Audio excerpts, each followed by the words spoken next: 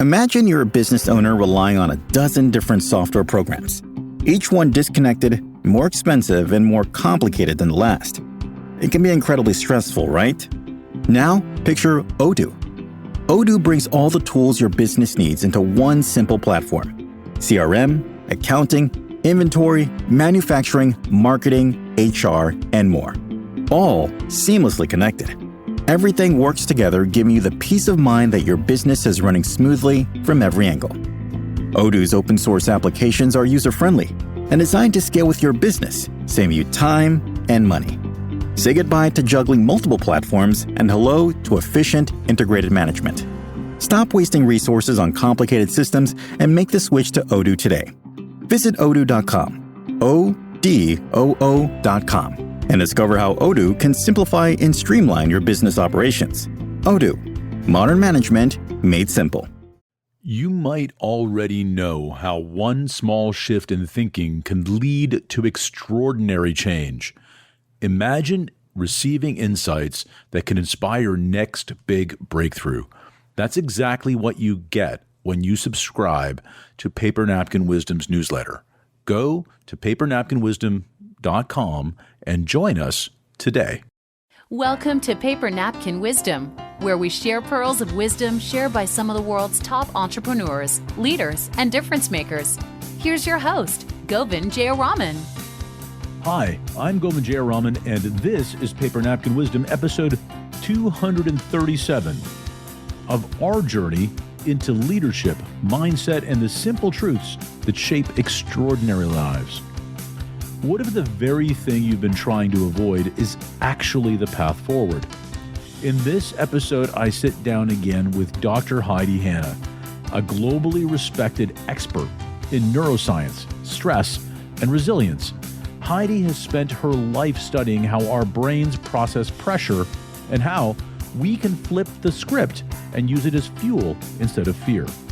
She's coached leaders from Fortune 100 companies, elite athletes, and military organizations, guiding them toward clarity in the midst of chaos. Today, we don't just talk about resilience, we rewire the way we think about it. There's a moment in our conversation where Heidi shares a visual so powerful and so familiar and so immediately grounding, it changed how I think about handling uncertainty. It's not just a metaphor, it's a mindset shift. And she sketched it out in a way you'll not forget. If you've ever felt like the world is coming at you faster than you can respond, this one's for you. Grab a pen, grab a napkin, and let's dive in. Heidi Hanna, welcome back.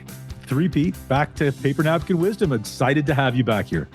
Thank you. What an honor. I love talking with you.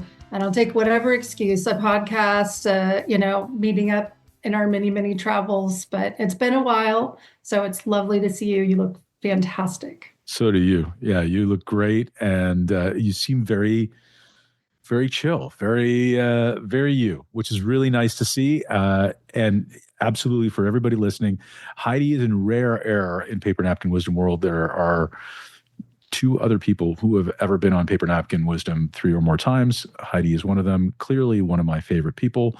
But beyond that, she has so much wisdom to share about things that I think are really important given, the pressure and noise that is around the world today. These are challenging times for a lot of people, and economically challenging times, politically challenging times, philosophically challenging times.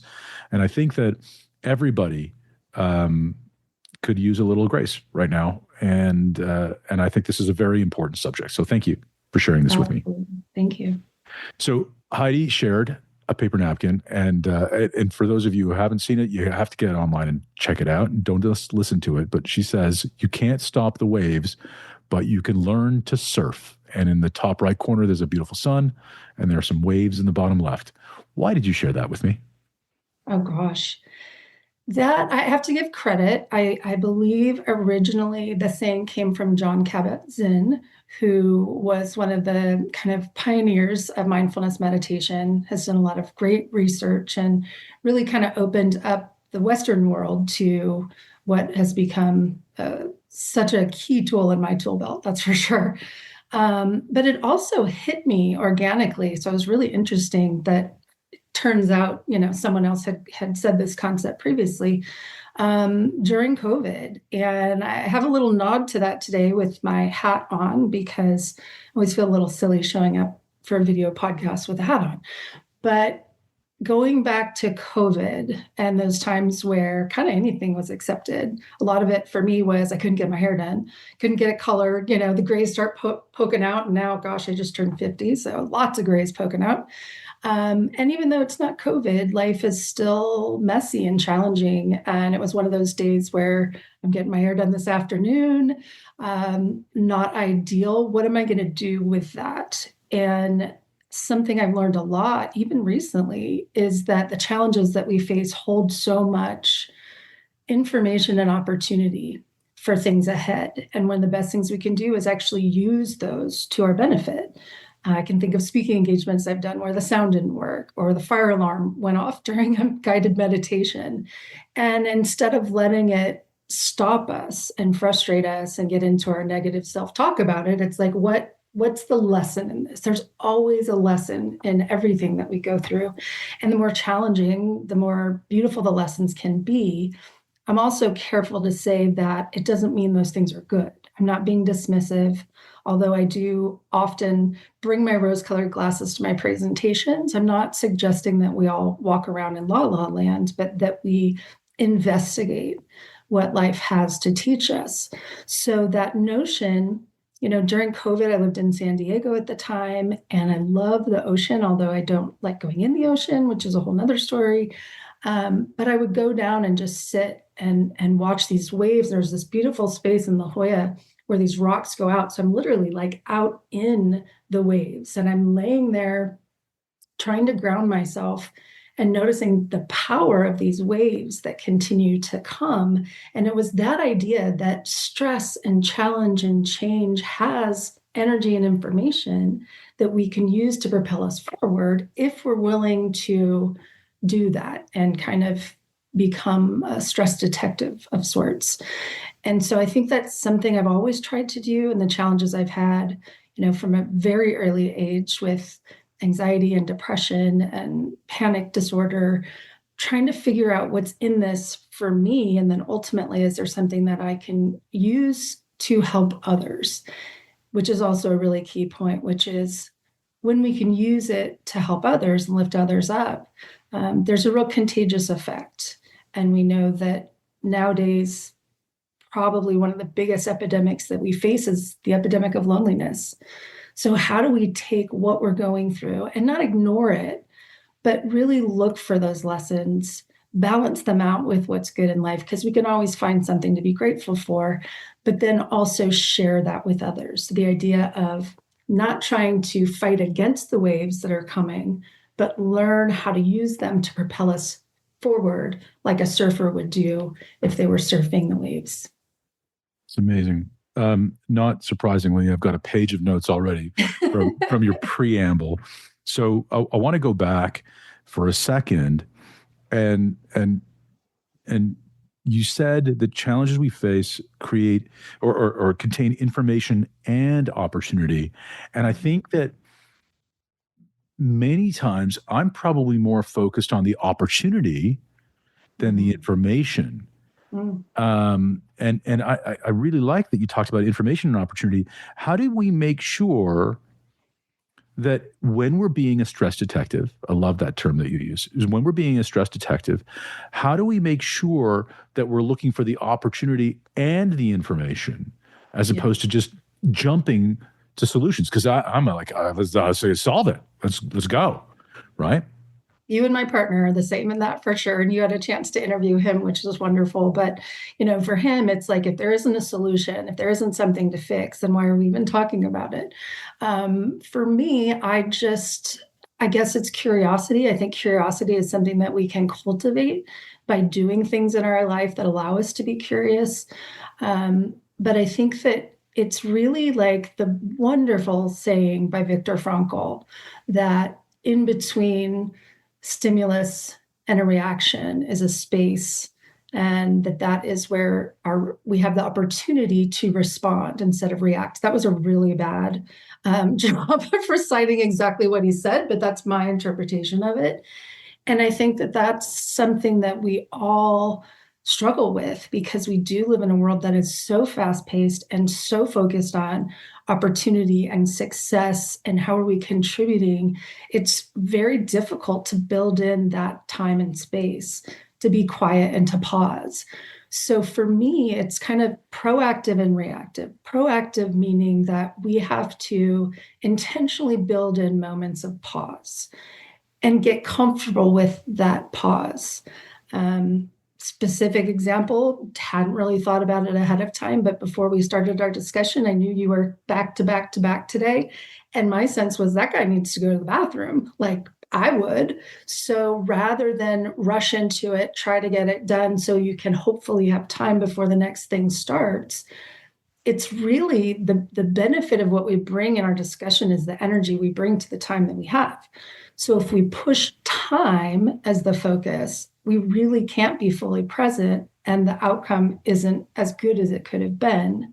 So proactively thinking about our time versus our energy, simple things like shortening meetings, building buffer time. I know we have probably an hour scheduled for this. We know it's probably going to take 30 minutes. So ideally, there's break time in between, as long as we don't get too chatty, which we love to do. So proactively building that in, having habits like journaling, and journaling, handwritten journaling, because it slows us down, starts to help our brain get more comfortable with slowing down. And it's not in our nature. It's why I wrote the book Stressaholic, because our nature is to be going and going and going and going. And sometimes we fear if we slow down, we might not get going again. So we have to intentionally practice those waves. And you probably remember, if there's one thing I always say in my speaking engagements, remember the concept of oscillation, very similar to waves, right? If we're going to be extraordinary, we have to have moments where we're strategically disengaged to recharge so we can go back into being extraordinary. Nothing good happens when we flatline. I love that. I love the moments of pause. And in entrepreneur circles and CEO circles and leadership circles, we hear a lot of talk around a bias to action. You've got to have a bias to action, a bias to action, bias to action. What you're not saying is don't have a bias to action. You're not saying that. You're saying introduce a pause, give yourself a moment. And I love this concept of pushing time. If we're always pushing time, it's not the same thing as understanding our energy and how our energy oscillates. And I've riffed on your idea of oscillation in the past to liken it to rest between reps. When you're lifting, it's not the lift that generates strength. It's the rest between reps. It's the time off. It's the day off. That's when the muscle builds. It's the only way. And thinking about your, comment about being biased to action, my little twist on that would be biased to smart action, or intentional action, or informed action. So the idea of the waves having information and opportunity, and I often say information and energy, it's in those breaks that we get the time and energy and focus and attention to be intentional. So I know that's something we all talk about, and I get frustrated sometimes because it's like everyone knows mindfulness and everyone knows we need to have intent, yada, yada. But how do we do it? We do it by being thoughtful about those pauses and those breaks. And then we create a nervous system that's more comfortable in the pause. And as a podcast host, as a speaker, I'm sure like there's nothing worse than silence. Yeah. But in that silence is reflection. If people are listening, they can't take all this in, if we're just beating it at them, like having those moments to just relax. And our nervous system needs to be relaxed to do good work. It can be focused. A lot of people think relaxed is like doing nothing. It's not. There's just a calm energy, a focused energy that's missing, and not only in the workplace, but in our personal lives as well. That's why we're so used to being on technology, when we're out to dinner with our partner or when we're watching our kids' hockey game or whatever it might be. Yeah, and I find it amazing that now one form of technology is never enough. People are on TV with their phone, and they're doing multiple things at the same time, as if one weren't enough. Yeah. Let's talk about this idea of creating a pause, and a pause is so powerful, right? A pause can mean a lot of different things. Yeah. And so for people listening, Heidi has worked with CEOs around the globe. So you've seen a broad cross-section of leaders, entrepreneurs, difference makers who are doing things, high energy people, high action people. And this idea of creating a pause is sometimes really challenging for people like that. Yeah. So what is your recommendation for how they notice that they need a pause and they introduce it at that time, that informed action, prior to informed action? Right. So I think a lot of it comes down like anything, behavior change, and how do we disrupt patterns in the way that we're doing things now. I think one thing is to make sure we understand the power of it. And a great way to do that is think about great leaders or people that you've experienced where you didn't feel that time pressure, because stress and rushing and all of that is very contagious. So if we're having a conversation and I'm like riffing things off and you're trying to get your word in and we're going back and forth, like we may not take a breath because the focus is on getting so much information out there. But if you think about extraordinary people, and the first thing I thought about with the power of the pause is actually great comedians know when to pause. It's like the joke is often in the pause, or the pause builds up the mystery to what the joke is going to be, to give your brain time to come up with what you think it's going to be. And then they say something totally absurd. And that's where humor comes from, is recognizing this disruption in patterns. I also think about people like Warren Rustand, who I know you know well, and many people do, and my mentor, Jim Lair at the Human Performance Institute, that conversations with them never felt rushed, which reflects this interesting dynamic that the other person is as important, if not more important, than whoever's coming next. And that's very difficult. I mean, it still blows my mind that people like that can spend so much time with so many people without getting drained. But I think it's that power of being able to be present. So if I were to think about what this looks like, leading an organization, for example, I think part of it is setting the tone, and leaders are super important in creating the tone and the culture of the teams that they work with. If I were to think about a meeting, as silly as this sounds, one of the big challenges we have in meetings is people wanting to feel heard. So we can set up a way that everyone that wants to share is going to get a chance to share, so that we're not pushing over each other to have our voice heard. There's safety in that. And that kind of safety is critical for optimal performance. So now we can just kind of rest and say, okay, I don't have to rush this. I'm going to have a turn to be heard. Let me be thoughtful about what I want to say. There's other ways to do it. And this popped into my mind, and I'm like, I don't know if anyone would actually do this, but as silly as like having a microphone or a ball or a token of some sort. It could be a golf ball. Like whoever has the golf ball has the floor, right? And I've seen this happen in groups that I've worked with, and it works really well. And then, that person passes it to the next, but then everyone else can kind of rest and be in that moment. So I think the tone of the leader is important, being able to explain this is why we're doing this. And also, not creating change too fast. So I love the idea of, we're just going to try this out. This is just an experiment. We're looking at ways to be more creative, more focused in our meetings. So we're going to try this out and see if it works. And if anyone has other suggestions, happy to do that. And we also open with something that sets the tone. So for me, it's a funny video or a gratitude or a check-in, or have, if there's a lot of people, just have two people kind of check in with each other.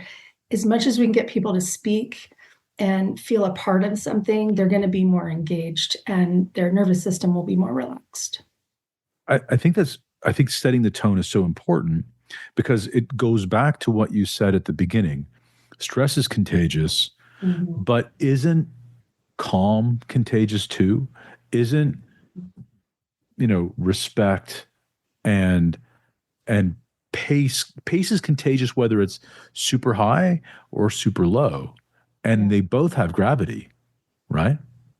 It would be interesting to look at, and I know with technology we'd be able to do this, but to kind of look at the pace of our speaking, not even thinking about it ahead of time, but to compare the timing, even the tone of our conversation with one, maybe even that we had previously, where, I keep getting this a lot. Wow, you just seem so calm. I'm like, wow, what was I like before?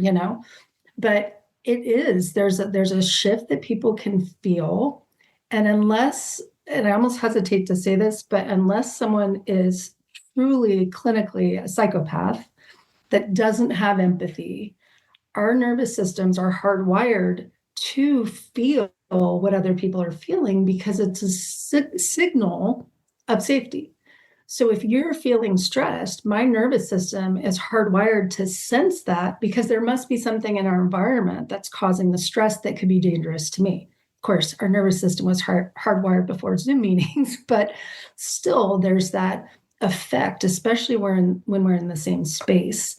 And so it's a good thing. We want to feel safe, but it's one of the biggest things I work with on leaders is that their biggest responsibility is to manage their energy effectively so that they can set the tone for others to show up as their best self. So you talk about learning to serve, and we talked about comedic timing, and what's sort of what I'm riffing on in my head is something like leadership timing, or there is a timing to being curious. Maybe it's curiosity timing. But there's something else there too, where timing is relevant. It's very relevant. It's very important to the tone and purpose of a conversation, and we can infuse it, right? Just like a comedian can infuse it in front of thousands of people. Nikki Glaser stormed onto the stage and took it over with extraordinary timing. Among all the things, sharp wit, all that stuff for sure, but her sense of timing is and people are like, where did she come from? She has been around for a long time. Her craft, studying and doing all the work. And, we see people that we think are an overnight success. I study humor as one of my areas of research. So I know she's been around for a long time. And I really do understand comedic timing. But I think that you bring up a really important point we need to emphasize. And that is, there's probably a space for curious timing and open, creative flexibility timing. And there's a space for let's get shit done, if I can say that, timing.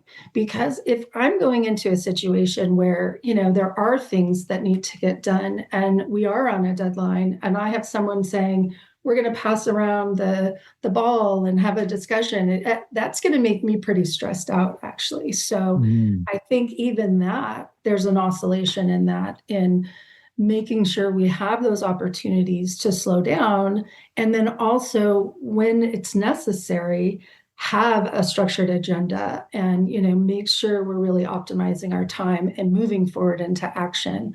But don't let either one be static. We're even oscillating with the oscillation here, which is it was very cool. And I think that's also speaks to the fact that we can't automatically assume that the information that we're getting from something is the truth, right?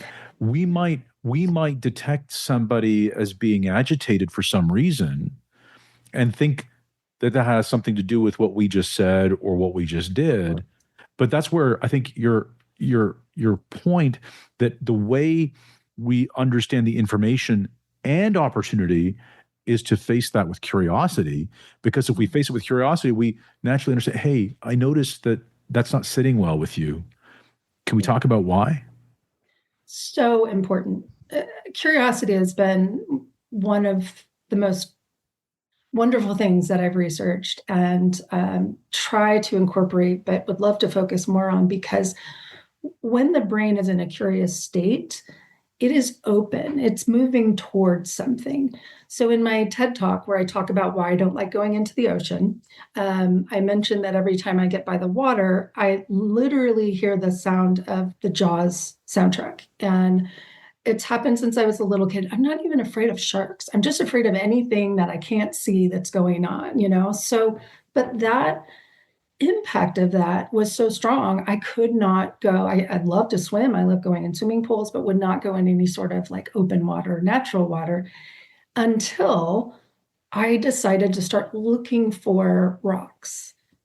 And that became a thing. So when I'd travel and I'd be by the ocean, I'd try to find one special shell or one special rock. And now I'm looking for something. And the sounds went away. And I was like, gosh, that's really interesting. So similar to what you're saying, we make assumptions all the time.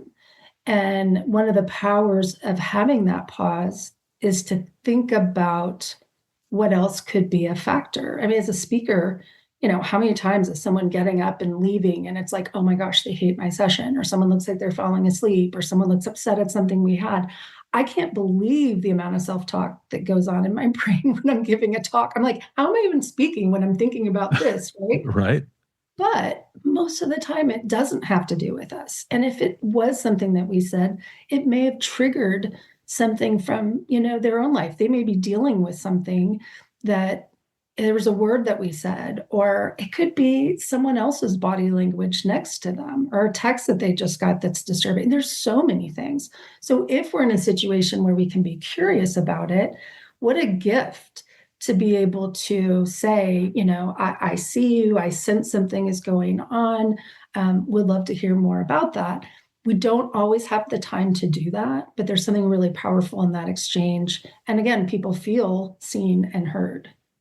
It's so interesting that is so similar to searching for rocks just below the surface, right? You're now looking at that situation in a totally different way. On the surface, you're seeing something, but just beneath the surface, there's a beautiful shell. There's a beautiful rock. There's a beautiful something that is just waiting to be acknowledged, right? Isn't that true? The moment that we're acknowledged, the moment that we see each other is so naturally calming, disarming even, right?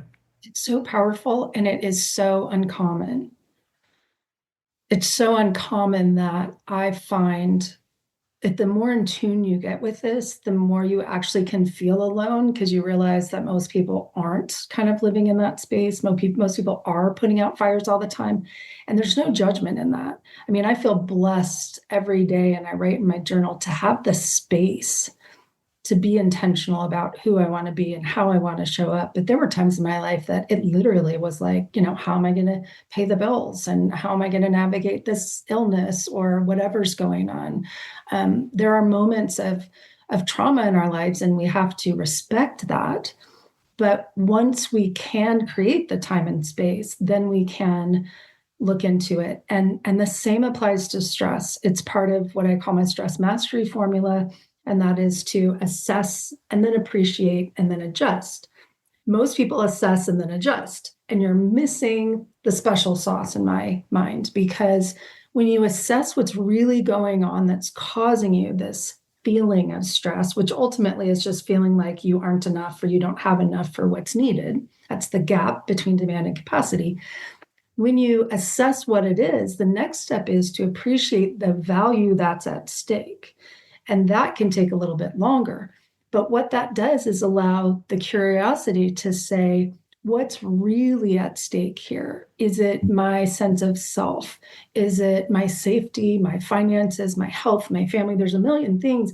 But once we get curious, then we can take action from an informed place, instead of just, this is the problem, here's the solution, I'm going to go do it. And that creates a pattern where we typically just repeat the cycle, instead of leaning in and gathering the other information. I love this idea, not only assessing, but appreciating it. It reminds me, this morning I had a call with a coaching client, and we were talking, and you said, "You're glowing today. What's going on?" And I said, "Oh, I have the glow of a 50-year-old man who was able to do a chest workout, and my shoulder isn't hurting." And That's cool. I thought it was because you were talking to me all this time. I was assuming it's because you got to talk to me. and that too. No. But Yeah. but when you get, so it's interesting. And so I said, on those days, I just leave so grateful that I was able to do this workout, that I was able to lift heavy and not be in pain today. And I appreciate that so much that it spills out over the rest of almost everything else I do. And you can even then, to take it one step further, and you probably did this, you can also appreciate the pain. Exactly. That was the next thing. Oh, sorry, I cut you off. No. Exactly. But it's like you can appreciate not only the relief of the pain, but the pain was actually protecting you from something where you could have done greater damage, right? So even in that, there's a benefit to it. Instead of getting mad at the pain or mad at yourself or mad at your age or whatever it is, we can appreciate the pain and the solution and the relief. Yeah. And how fortunate I am to even be in a position where I could go there and experience that. Absolutely. I think there's so much there. I wonder, so I know your connection to Jim Lair. I mean, great work that he's done around rewriting your story, and the value of rewriting your story and how powerful that can be. Is that a tool that people can use to insert this pause, insert this opportunity to assess and appreciate and then adjust based on these things? How would they use that? Well, there's a couple places. I think that one, and I don't think we give this enough time. Ironically, just a couple of days ago, I was looking at, I'm updating my LinkedIn courses this year, and I was looking at some feedback, and someone had made a comment about, like, what is this, 8th grade? Why are we talking about storytelling? And I'm like, oh, they so miss this. Like, it's everything. The stories we tell ourselves about who we are and what we're experiencing. I mean, it's the fundamental part. So part of it is, what's the story you're telling yourself that's allowing you to stay in these patterns? And I often refer to it as the big but, because there's always a but. I know I need to take more time off, but I know I should be eating better, but it's like there's always a reason. And if we don't identify that, we're not getting out of that pattern, because our brain is convinced that this is true. Like you said, some stuff just isn't true. We have to challenge our inner dialogue, our framework of looking at the world all the time to make sure it aligns with not only who we are, who we want to be. So the story part to me is just, it's so powerful in even every step of that process, but especially when it comes to that solution. We can identify that but that we're telling ourselves and then correct it. And one of the things that Jim talked about was, if this continues, which was the next step, right? So I know I should be eating better, but I don't have time. If this continues, and kind of playing the script forward, my health will suffer, my performance will suffer, whatever that thing is. I may not be here to watch my daughter get married. A lot of times these are super powerful. So then, or however you want to do that, right? What's the new story? And so this is something we can practice every day. Again, going back to this silly little hat, my little COVID Reef San Diego hat, is, I can't show up without my hair done. This is being recorded. There was a time I was giving a presentation and I really wanted to exercise first, but I knew I either had to exercise or wash my hair. Like, I don't know why hair keeps coming up. It's a girl thing, I'm sure. Govind, I know you don't. I solved it another way. But it's just kind of funny what our brain does to provide us with a way out that's justified, instead of saying, no one cares. If I exercise in that 30 minutes instead of washing and doing my hair, my energy will be better. My message will be better for the people I'm working with. They could care less what my hair looks like. And I, even that day, used that illustration as, like, it's funny if you really stop and think about what you're telling yourself, how silly it is. But that value part comes in, right? With what's more important to me. Is a polished exterior more important? And by the way, no judgment if it is for people, or is my energy, my attitude, my focus, what I get from exercise, my self-esteem, is that more important? And then we make a decision based on that, whatever that value is. Can you, is it possible for people who are learning to surf to fake surfing? Is that? Oh, that's a really interesting idea. It's funny because as my partner Mark and I were kind of processing what he was going to be talking about with you in an interview, he said something like, fake it till you make it. And that's such an interesting idea, because I do think that sometimes we have to believe in ourselves maybe more than we truly feel we deserve to some extent. Like getting on stage for me is always so weird, because I don't think I deserve to be on stage more than anyone else. So I will start, criticizing myself and getting caught up in that kind of stuff. Can I fake it till I make it? I don't think so.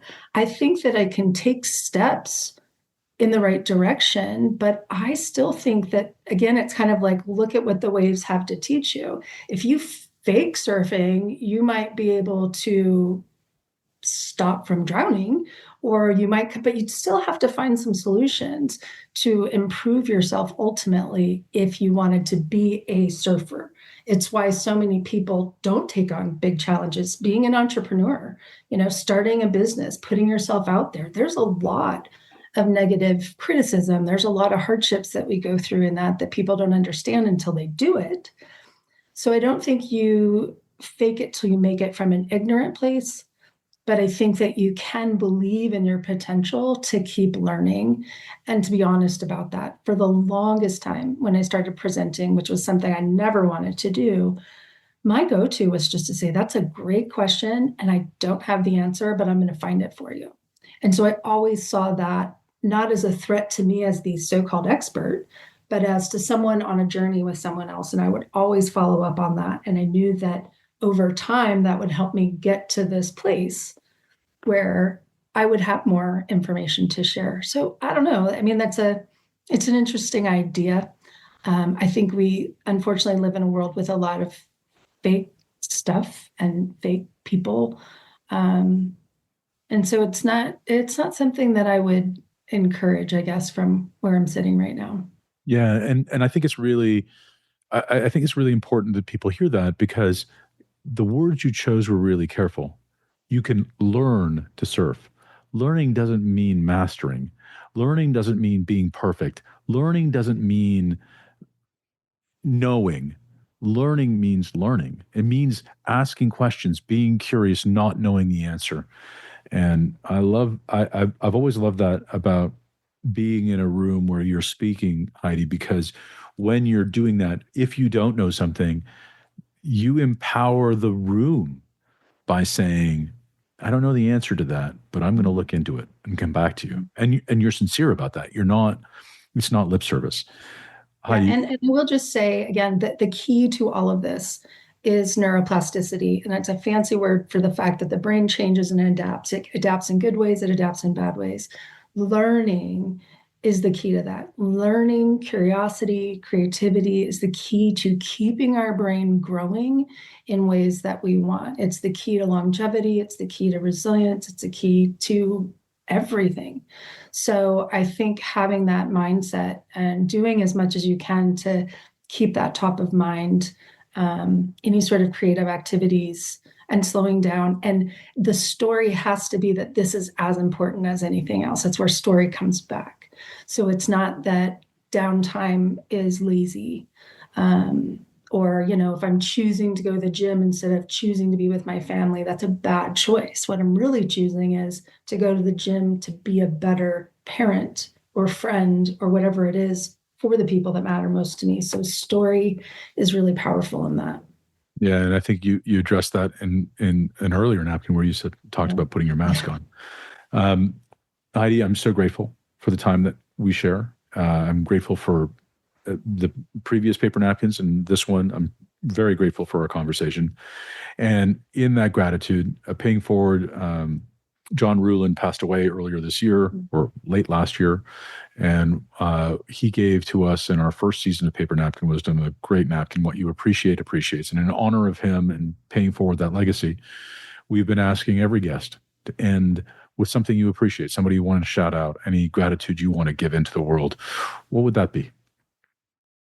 I have a lot, and I write them down every day. And right now in my life, there are two beings that have really changed my life for the better. One is my partner, Mark, who you've had a chance to have a conversation with. And we met when we were both going through pretty horrific times in our life.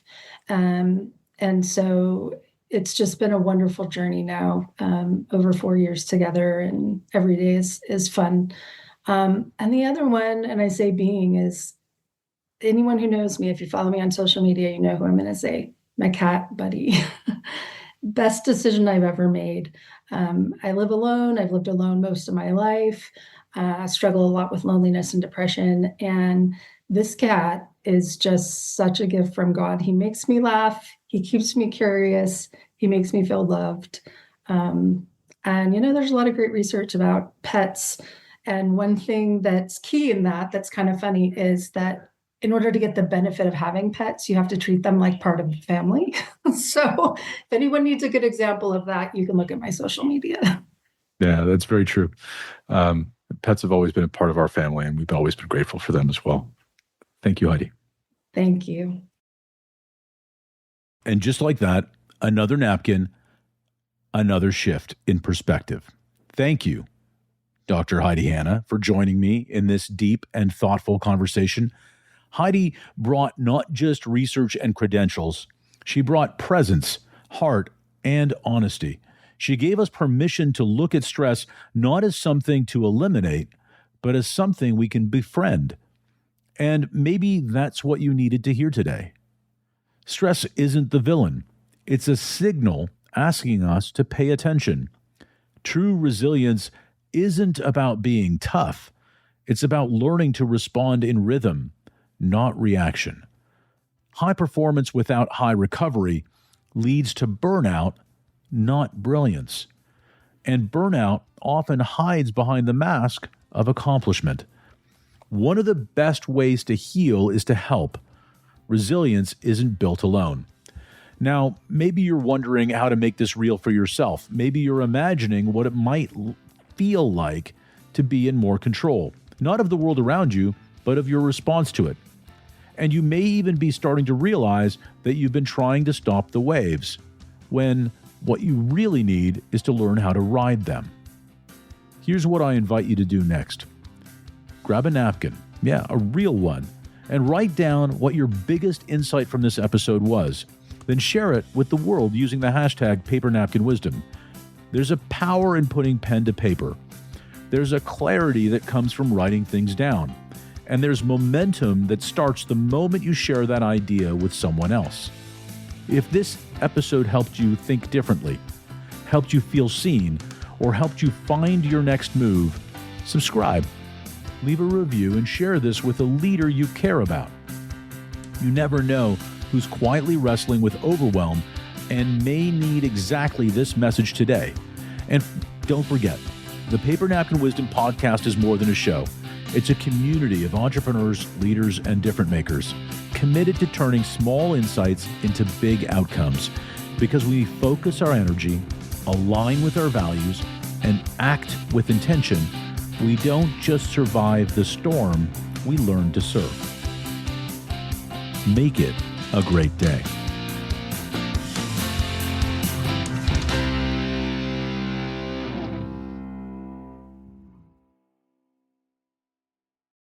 Time is precious, and so are our pets. So time with our pets is extra precious. That's why we started Dutch. Dutch provides 24/7 access to licensed vets, with unlimited virtual visits and follow-ups for up to 5 pets. You can message a vet at any time and schedule a video visit the same day. Our vets can even prescribe medication for many ailments, and shipping is always free.